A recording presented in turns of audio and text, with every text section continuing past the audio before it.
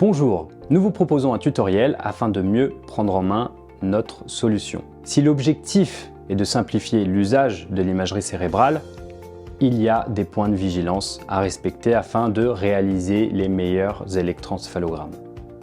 Les équipes de Spectre vous ont délivré une formation lors de l'installation du logiciel, mais rien ne remplace la pratique et peut-être avez-vous besoin d'un rappel. Les EEG, c'est un peu comme les crêpes. Les premières sont toujours loupées. Vous avez reçu votre casque électroencéphalogramme EEG dans sa valise avec l'ensemble des accessoires. Le dongle qui reçoit les données EEG accompagné de son câble qui se branche directement sur l'ordinateur. Le dongle pour le son facultatif qui se branche directement sur l'ordinateur. Et le câble de chargement qui se branche sur l'oreillette droite pour charger l'EEG et sur l'oreillette gauche pour charger le son.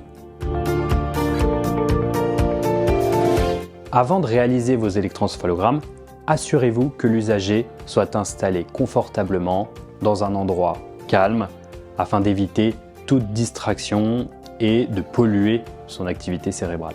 Veillez à éloigner toutes les sources d'électromagnétisme et à enlever les lunettes et les boucles d'oreilles si l'usager en porte.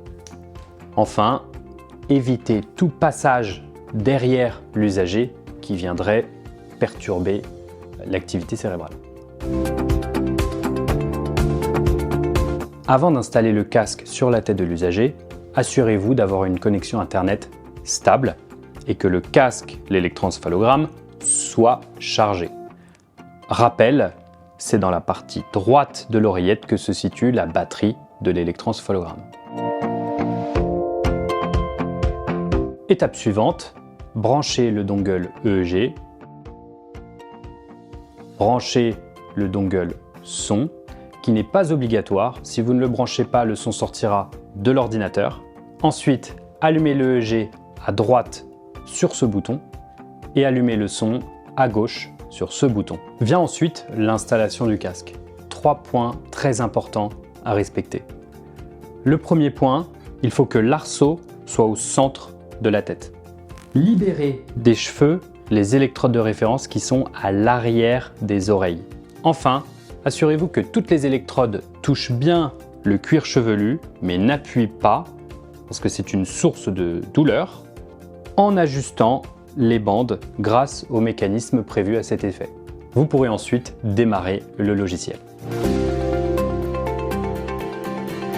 Une fois le logiciel démarré, rentrez votre adresse mail ici. Choisissez ensuite la structure si vous en avez plusieurs, puis l'usager dans la liste déroulante. Cliquez ensuite sur l'onglet « Connexion du casque » et admirez ces belles ondes cérébrales. C'est à cette étape que vous allez pouvoir vérifier que les électrodes sont bien positionnées. Si le numéro est vert, n'y touchez pas, l'électrode est bien connectée. Si le numéro est rouge, écartez un peu les cheveux pour rapprocher l'électrode du cuir chevelu. Si l'activité d'une électrode est plate, soit il faut rajuster les électrodes de référence, soit il faut revisser l'électrode qui peut se dévisser légèrement avec les utilisations.